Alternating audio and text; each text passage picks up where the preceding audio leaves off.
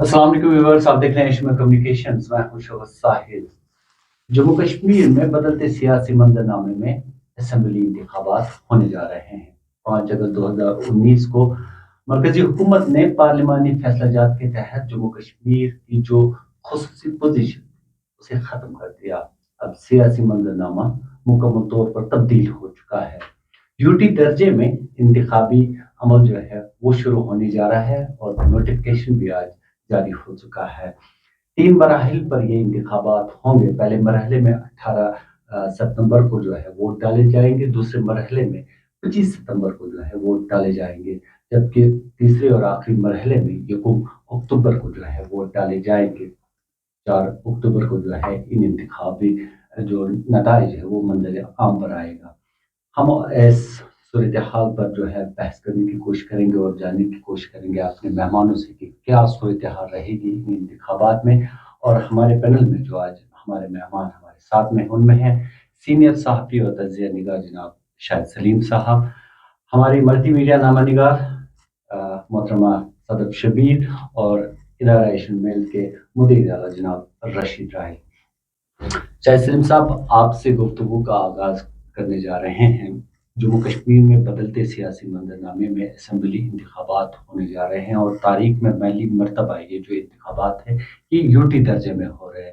کس طرح آپ ان کو دیکھتے ہیں؟ بہت بہت شکریہ۔ واقعی آپ نے کہا کہ جموں کشمیر کا سیاسی منظرنامہ یکسر بدل چکا ہے، لیکن یہ ہے کہ یہاں کے سیاسی جماعتیں جو ٹریڈیشنل سیاسی جماعتیں جو یہاں پہ علاقائی سیاسی جماعتیں، ان کے کور ایجنڈے میں ذرا بھی ہمیں کوئی تبدیلی دیکھنے کو نہیں مل رہی، اور اس کا واضح اشارہ آپ کو کل کے نیشنل کانفرنس کے جاری کردہ انتخابی منشور سے ہو جانا چاہیے کہ وہ جب سے یہ جماعت معرض وجود میں آئی ہے تب سے جو اس کا کور ایجنڈا رہا ہے خود مختاری، شناخت، تشخص، آج بھی ایک بار پھر سے وہی منشور، وہی جموں کشمیر کی اکثریتی آبادی کے جو آرزویں، خواہشات، تمنائیں، ان کو جمع کر کے انہوں نے کتابچہ جاری کیا ہے اور وہ سب باتیں لکھ لی ہیں۔ اور آپ اس کو ریٹرک کہیں، یہ اچیویبل ہے، یہ قابل عمل ہے، وہ ایک الگ بحث ہے، لیکن لگتا یہ ہے کہ جموں کشمیر کے لیے آج بھی وہی چیزیں ریلیونٹ ہیں، اور جس طریقے سے نیشنل کانفرنس کا یہ آیا ہے، اور بہرحال یہ ہے کہ اب اس کو کیسے وہ حاصل کر پائیں گے وہ سوال دیگر ہے۔ دوسری بات میں ایڈ کرنا چاہوں گا کہ تمام سیاسی جماعتوں کا یہ مطالبہ رہا ہے کہ یہاں پہ انتخابات نہیں ہو رہے ہیں، یہاں پہ ڈکٹیٹرشپ چلائی جا رہی ہے، اور میں آپ کو all of the political parties they have been caught unaware۔ جو یہ یعنی انہوں نے آپ ایک بوم شیل کی طرح جو الیکشن کمیشن آف انڈیا نے اس کا اعلان کیا اور ان کو سوچنے تک کی فکر نہیں دی۔ آپ دیکھیے اس وقت ایک ہلڑ بازی مچی ہوئی ہے، ادھر سے ادھر جا رہے ہیں، ادھر سے پولیٹیکل پارٹیز کو یہ ڈیسائیڈ نہیں ہو پا رہا ہے کہ مینڈیٹ کس کو دیں، کس کو جوائن کروائیں، کس کو باہر رکھیں، کس کو اندر۔ تو پولیٹیکل پارٹیز کے لیے بڑا اس وقت پریشر ہے، بہت زیادہ دباؤ کا شکار ہیں، اور کچھ جماعتیں جو ہے صفائے ہستی سے مٹتی جا رہی ہیں، لوگ بھاگ رہے ہیں۔ تو یہ بڑا انٹرسٹنگ ہے، یہ دیکھنے لائق ہے کہ وہی جماعتیں جو کل تک کہہ رہے کہ بھائی انتخابات نہیں کروا جا رہے، جب انتخابات کا اعلان ہو گیا وہ اور میں آپ کو بتاؤں اگر آپ وہ کہتے کہ ابھی شاید نہ ہو، ان کا تھا کہ اکتوبر نومبر میں اعلان ہو جائے گا، جب اعلان ہو گیا تو ان کے سوج نہیں پا رہا ہے، وہ فیصلہ نہیں کر پا رہی، تیار ہی نہیں تھی ایسا آپ دیکھ لیجئے گا کئی ساری، حالانکہ وہ کبھی بھی they are putting a brave face، وہ کبھی نہیں اس بات کو تسلیم کرے گی، لیکن جو ہمیں دیکھنے کو مل رہا ہے تو لگتا ہے کہ زیادہ تر سیاسی جماعتیں جو ہیں اس اعلان کے لیے ہرگز تیار نہیں تھی، یا تو ان کو یقین نہیں تھا، اور یہ قیاس آ رہی ہیں کہ یہ کہا جاتا تھا، پیشن کو یہ کی جا سکتی کہ ابھی دلی کو بہت کچھ بدلتی وہ رہے گی، خیر ان کے پاس سارے اختیارات ہیں، ابھی شاید وہ انتخابات کا اعلان نہ کریں۔ جی کتنا چیلنجنگ رہے گا پولیٹیکل پارٹیز کے لیے یہ انتخابات، اور ووٹر کو جو ہے ہم نے دیکھا کہ پارلیمانی انتخابات کے دوران نیئر اباؤٹ 70% جو ہے ووٹر ٹرن آؤٹ رہا۔ ان انتخابات میں آپ کس طرح دیکھ رہے ہیں کہ ووٹر ٹرن آؤٹ کیا رہے گا، اور پولیٹیکل پارٹیز کے لیے کتنا چیلنجنگ رہے گا کہ وہ ووٹر کو جو ہے پولنگ بوتھ تک پہنچائے؟ میں شاہد سلیم کی بات سے متفق ہوں کہ یہ انتخابات بہت ہی دلچسپ ہوں گے، اور جہاں تک ووٹر ٹرن آؤٹ کا تعلق ہے مجھے لگتا ہے اچھا خاصا ووٹ ٹرن آؤٹ ہوگا، اس لیے ہوگا کیونکہ 10 سال کے بعد لوگوں کو اپنی اسمبلی بنانے کا موقع مل رہا ہے، لیکن उन्हें इस बात पे ज़्यादा ध्यान नहीं है कि असम्बली बनने के बाद असम्बली मेंबरान या हमारे चीफ मिनिस्टर को कौन से इख्तियारात होंगे, वो क्या कुछ कर सकता है, क्या हस्ब साहब का जो तरीका था क्या आज भी वही काबिल अमल है या कुछ नई तब्दीलियाँ आए हैं। जैसे शाहिद साहब ने कहा कि बहुत सारी चीज़ें बदल गई है, सियासी मंजरनामा तब्दील हो चुका है। इन हालात में सियासी पार्टियों के लिए बहुत बड़ा चैलेंज है। और जो नेशनल कॉन्फ्रेंस ने, जैसे सलीम साहब ने कहा कि कल के तारीख में उन्होंने जो किताबचे के तौर पर अपना मंशूर जारी किया कि दफ़ा 370 को वापस लाएंगे, हम फ्री बिजली देंगे, हम ये करेंगे, हम वो करेंगे, उसका रिएक्शन सामने उसी वक्त आ गया जब भारतीय जनता पार्टी के स्पोक्समैन ने एक इमरजेंसी प्रेस कॉन्फ्रेंस बुलाकर उस मंशूर के बारे में कहा कि ये कहाँ अचीवेबल है, ये हमारे हाथ में है। यानी लगाम फिर भी मरकजी हुकूमत के पास है। जब तक जम्मू कश्मीर को रियासत का दर्जा वापस नहीं मिलता है, मुझे नहीं लगता है तब तक कोई बात ये हासिल कर पाएंगे।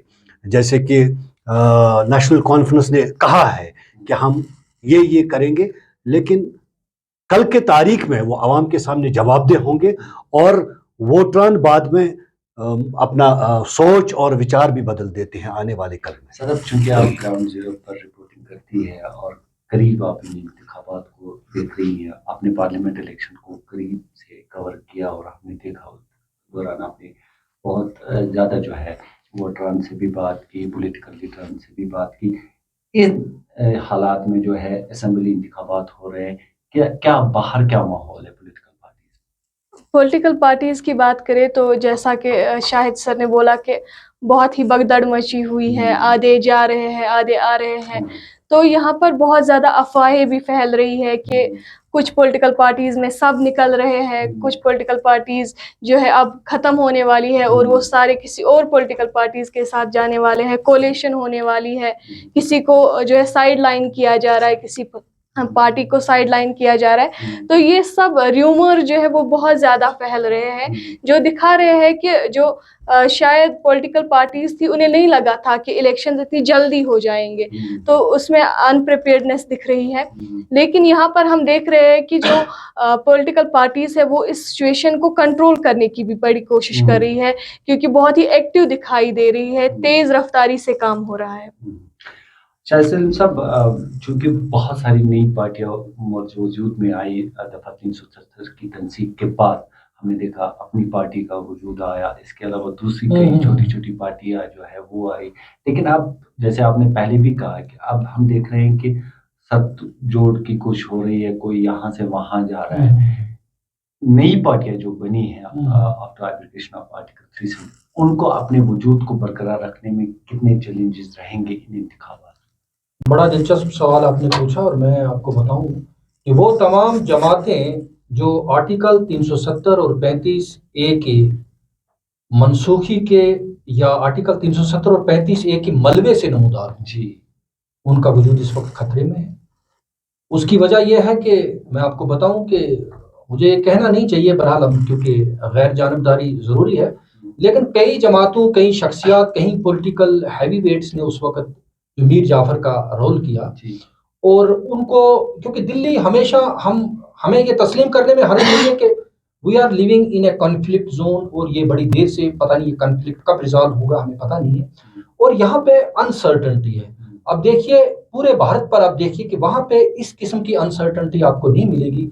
यहाँ पे सियासी वफादारियाँ बदलने के लिए कभी दिल्ली आपको बड़ा इनाम और इकराम से नवाजती है, और यही हुआ कि उस वक्त दिल्ली ने कुछ जमातों को मेरी मालूमात के मुताबिक ये कहकर वहां पे शख्सियात को बुलाया गया था कि ये जो असेंबली सस्पेंडेड एनिमेशन में रखी गई है और इसको हम बहाल करके इसको दोबारा से और तुम्हें वजीर आला बना देंगे, हुकूमत तुम्हें सौंप देंगे। और हुआ क्या, तमाम फॉर्मर लेजिस्लेटर, MLCs, MLAs वगैरह एक खास पार्टी जाके वहां पे मर्ज वजूद में आए, उन्होंने फिर दिल्ली की कसीदा गोई शुरू कर दी और ये पार्टियां ऐसे गिर रही है ताश के पत्तों की तरह।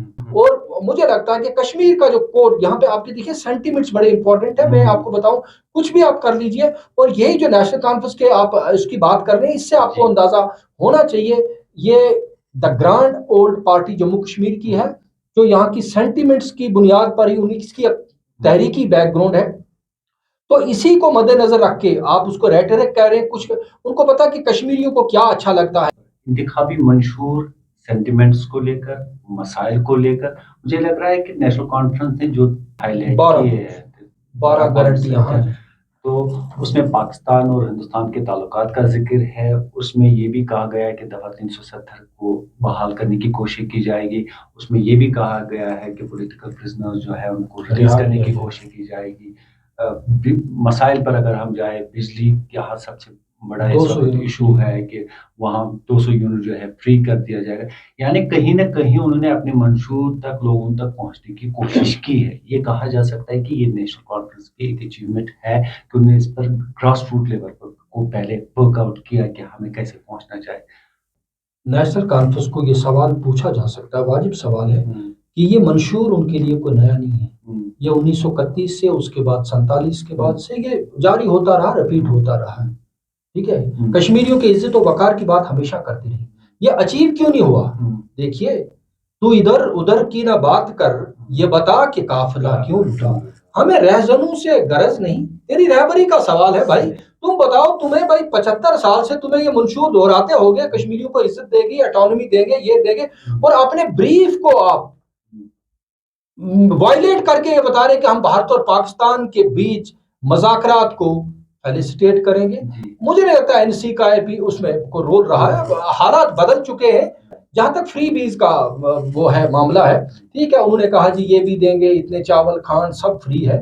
لیکن جو پولیٹیکل سٹیٹمنٹ اس میں ہے وہ تو خود نیشنل کانفرنس پھنس رہی ہے. نیشنل کانفرنس میں یہی ایجنڈا اس سے ملتا جلتا منشور 1996 میں لایا تھا اٹانومی کے نام پر. ٹھیک ہے جی، اور ان کو لوگوں نے بے تحاشا ووٹ دیا، 2/3 اکثریت دی، اور 2000 میں ایک ریزولوشن انہوں نے لایا، ٹھیک ہے جی، اسمبلی میں، اور وہ بھارت سرکار کو بھیج دیا، انہوں نے ریجیکٹ کر دیا. اس وقت نیشنل کانفرنس چاہتی مستعفی ہو جاتی، دباؤ بناتی، کیونکہ حالات مختلف تھے، گورنمنٹ کا موڈ مختلف تھا، دلی ایک کنسلیٹری موڈ میں نہیں، مجھے بات کرنی تھی. اس کے بعد لال کرشن اڈوانی نے ایک کتاب لکھی، مائی کنٹری مائی لائف. اس میں انہوں نے اس بات کا انکشاف کیا کہ اس ریزولوشن سے ہم نے کیسے نپٹا. انہوں نے کہا ہم نے فاروق صاحب کو بتا دیا تھا کہ تمہارے فرزند ارجمند جو ہیں وہ ہمارے ہاں منتری ہیں، عمر عبداللہ جن کا نام ہے، اور تمہیں ان کی وزارت چاہیے یا یہ اٹانومی کا راگ الاپنا بند کرو گے. کہتے کہ فاروق عبداللہ نے اس کے بعد اٹانومی کا نام ہی نہیں دیا. اور آج یہ 2000 کی بات ہے، اور بڑا پاورفل ریزولوشن تھا. اور اس کے لیے پہلے اٹانومی کمیٹی بنائی تھی، اٹانومی کمیٹی نے رپورٹ دی تھی، مجھے یاد ہے بلراج پوری اس کے چیف تھے، میں نے خود اس میں کام کیا ہے. ٹھیک ہے جی، اور اس جیسے خوبصورت ریزولوشن کو جن میں ریجنل اٹانومی تھی، اسٹیٹ کی اٹانومی تھی، تو اس کو دلی نے وہاں نہیں چلنے دیا. آج پھر سے وہ کہہ رہے ہیں، کل کے ان کے مینیفیسٹو میں لکھا کہ 2000 کی جو قرارداد ہے اس کو ہم امپلیمنٹ کروائیں. ٹھیک ہے جی، جب تم ایک اور قرارداد لا رہے ہیں، ایک اور قرارداد لا رہے ہیں، ٹھیک ہے، اور آج 24 برس کے بعد پھر سے وہ قرارداد یاد آئی 2000 کی. اب 2024 جا رہا. تو یہ خود سے ایک ریٹرک ہے، ایک سیاست ہے. بہرحال بڑا اچھا لگتا ہے یہ سن کے، پڑھ کے. کیا رہے گا سینیریو اس پورے کیا؟ دیکھیں، مجھے لگتا ہے موڈ کیسا لگ رہا ہے؟ مجھے لگتا ہے ابھی بہت کچھ بدلنے والا ہے. ابھی خبر آئی ہے کہ کل کانگریس کے چیف راہل گاندھی جموں اور سری نگر آ رہے ہیں، اور یہاں وہ نیشنل کانفرنس کے ساتھ ساتھ ممکنہ طور پی ڈی پی کے ساتھ بھی بات کریں گے کہ الائنس کے حوالے سے کہ ووٹنگ سے پہلے کس طرح سے ہم سیٹ شیئرنگ کریں گے. کیا یہ ممکن ہے؟ نیشنل کانفرنس ان کے ساتھ ہاتھ ملائے گی. نیشنل کانفرنس کا جو منشور ہے وہ اگر پائی تکمیل تک پہنچا سکتا ہے تو وہ مرکزی سرکار پہنچا سکتا ہے، کیونکہ مرکز میں تو بی جے پی کی سرکار ہے. ان کا ایجنڈا 1943 سے یہی رہا ہے کہ ہمیں آرٹیکل 370 منسوخ کرنا ہے. 1 نیشن 1 لیڈر، ایک ہی جھنڈا کہا تھا، وہ اس میں کامیاب ہو گئے. آج جب نیشنل کانفرنس یہ نعرہ دے رہی ہے یا منشور بنا ہے، تو انہیں یہ بھی نظر رکھنا چاہیے اگر کچھ اچیو کرنا ہے تو وہ تو بی جے پی سے ہوگا، کیونکہ مرکز میں بی جے پی کی سرکار ہے. کیا پھر اس کے باوجود بھی کانگریس کے ساتھ وہ الحاق یہاں کر سکتے ہیں، پریپوز الائنس کر سکتے ہیں، جبکہ وہاں ان کی سرکار نہیں ہے، وہ اپوزیشن میں ہے. یہاں یہ بھی ہے کہ پی ڈی پی کو پہلے ہی انہوں نے درکنار کر دیا ہے کہ ہم ان کے ساتھ الائنس نہیں کریں گے. ان حالات میں یہ بھی ممکن ہے کہ کانگریس اور پی ڈی پی کا آپس میں प्री पोल अलायंस हो सकता है। बहुत कुछ बदलने वाला है। जैसे सलीम साहब ने कहा कि इधर से उधर हो रहे हैं, लीडरान निकल रहे हैं। अभी अभी खबर आई है कि हक खान जो पहले पीडीपी में थे फिर पीपल्स कॉन्फ्रेंस में चले गए, वो वापस आ रहे हैं। इसी तरह से जफर मन्हास ने अभी रिजाइन किया, उससे पहले उस्मान मजीद ने रिजाइन किया। बहुत कुछ तब्दील हो रहा है। अब वोटर पे डिपेंड है, वोटर इस सारी सूरत हाल को किस तरह से देखेंगे। और यहां मैं एक बात ऐड करना चाहता हूं कि एक बहुत बड़ा तबका जिसको हम नाराज वोट कहते हैं, जिसको ये मौका ही नहीं मिला है कि अपने वोट करने का कि किसको देंगे, क्योंकि उनके नुमाइंदे सामने नहीं है। एक कोर्ट में आज कल परसों मेरे ख्याल से 26 तारीख को उसकी सुनवाई भी हो रही है कि जमात इस्लामी वालों ने जो अपील की है कि हमें इलेक्शन में हिस्सा लेने दो। अगर ऐसा होता है तो कुछ सिनेरियो तब्दील भी हो सकता है, ऐसा भी मुमकिन है। सर आप कैसे देख रही है, क्या लग रहा है कि क्या कोई पॉलिटिकल पार्टी जो है इन इंतखाबात में आइसोलेट होगी या नहीं होगी? आइसोलेट होने की बात अगर हम करें तो आइसोलेट तो बहुत सारे हो रहे हैं यहाँ पे। पहले ही हम देख रहे हैं, आधे कह रहे हैं कि हम इनके साथ खुसूसी तौर पे इनके साथ अलायंस नहीं करेंगे। कोई हमें मजबूर नहीं कर सकता किसी के साथ अलायंस करने के लिए। हम देख रहे हैं इन इंतखाबात में, फिर आपसे सवाल कर रहा हूँ कि नए चेहरे आ रहे हैं। पीडीपी ने लिस्ट कल जारी की है, इल्तिजा मुफ्ती यंग ये है वो मैदान में आ रही है और बिजबिहारा से वो इलेक्शन लड़ने जा रही है। नए चेहरे कितने आ रहे हैं साहब? जी, ये हमें पहले ही लोकसभा इलेक्शंस के दौरान ही हमें इसका इशारा मिल गया था कि आने वाले असेंबली में जो है इल्तिजा मुफ्ती ही लीड करेगी बिजबिहारा से, क्योंकि उनका कैंपेन करने का तरीका जो था वो काफ़ी पसंद किया लोगों ने, क्योंकि एक बोल्ड फेस, यंग फेस बन के आ रही है और यूथ चाहता है कि एक चेंज आए। पुराने लीडर्स को फिर से रिपीट होता नहीं देखना चाहती। जैसा कि हमने देखा कि आगा रूहुल्लाह मेहदी को बहुत ही वोट से जिताया और एक फ्रेश पर्सपेक्टिव लेकर आ रहे थे। तो यहाँ पर वोटर जो है बहुत ज़्यादा अभी एजुकेटेड है, उसे पता है कि मुझे किसको वोट देना है, ये क्या बोल रहा है, क्या मुझे फरहम कर रहा है। तो यहाँ पर जो है वोटर भी जानता है कि क्या होने वाला है और नए फेसेस जो है आने चाहिए इन इलेक्शंस में, ताकि कुछ डिफरेंस आए। शायद सलीम साहब, क्या सुबह जम्मू में भी तब्दीली देखने को मिलेगी? सुबह जम्मू में तब्दीली यह है कि अगर कांग्रेस जो है अच्छे से काम करे, क्योंकि हमारा अपना अंदाजा है कि कांग्रेस ने हाल ही में जो 2 सीटें पार्लिमानी इंतखाबात में हारी हैं, हम समझते हैं कि उसमें कांग्रेस का इंतखाबी ढांचा ना होने के बराबर था। हमें याद है कि कई जगहों पे कांग्रेस को एजेंट तक मैसर नहीं आए थे। कांग्रेस की जो यहाँ की जो रियासती जो है पीसीसी है, प्रदेश कांग्रेस कमेटी, वो ज़्यादा इफेक्टिव नहीं मालूम हुई। अब जो कांग्रेस में तब्दीली आई है, राहुल आ रहे हैं, खड़गे आ रहे हैं, अगर ये कैंप करते हैं, क्योंकि जम्मू, मैं आपको बताऊं कि जम्मू जो है 370 और 35A की मनसूखी से सबसे ज्यादा मुतासर जम्मू हुआ। जम्मू के लोगों की जॉब छिनी, जम्मू का कल्चर तबाह हुआ, सब बिहारी और बाहर के लोग वहां बैठे हुए।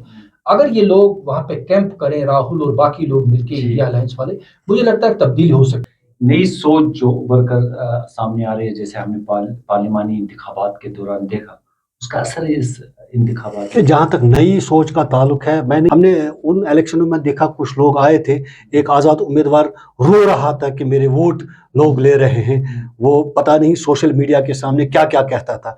इसी तरह से जितने भी लोग नए थे उनको बस यही 1000, 2000, 1500 वोट तक मिले, तो वो कुछ खास नहीं कर पाए। अब आज का जहाँ तक ताल्लुक है, मुझे नहीं लगता है उन्हें इतना टाइम मिला कि वो अपने आप को लोगों में एक्सपोज करें, लोगों के पास जाएं, उनसे घुल मिले, उनके काम करें। इसके लिए वक्त दरकार होता है। कुछ लोग हैं जो पहले से ही सालों से काम कर रहे हैं और ऐसे आज़ाद उम्मीदवार हो सकते हैं या छोटी छोटी पार्टियों से जुड़े लोग कामयाब हो सकते हैं। जो है इख्तिताम सदफ के पॉइंट ऑफ व्यू से करना चाहेंगे। सदफ, आप बताइए, नए नए जो चेहरे हैं उनका कितना अमल दखल रहेगा इन असेंबली? देखिए, यहाँ पे जो वोट्स हैं, अब वोटर जो है नए वोटर्स हैं, 10 साल के बाद अब बहुत ज्यादा तादाद में जो है फर्स्ट टाइम वोटर्स आ रहे हैं। तो जो यूथ है वो चाहती है कि कोई नया आए, कोई ऐसा आए जिसके साथ वो कनेक्ट कर पाए। जैसे हमने देखा कि राहुल गांधी को एक यूथ फेस की तरह लेते हैं, यूथ आइकन, इल्तिजा मुफ्ती को ले रहे हैं, आगा रूहुल्लाह मेहदी को ले रहे हैं। तो यहाँ पर मुझे लगता है कि जो यंग वोटर्स है उनका वोट बहुत ज्यादा असर रखेगा, बहुत ज्यादा असर रखेगा यंग वोटर्स का। इस डिबेट का इख्तिताम यहीं पर करते हैं और अपने सभी मेहमानों का, आप सबका बहुत बहुत शुक्रिया कि आपने इस डिबेट में हिस्सा लिया। अगले प्रोग्राम में फिर आपसे रूबरू होंगे, जब तक के लिए दीजिए अपने मेजबान को इजाजत।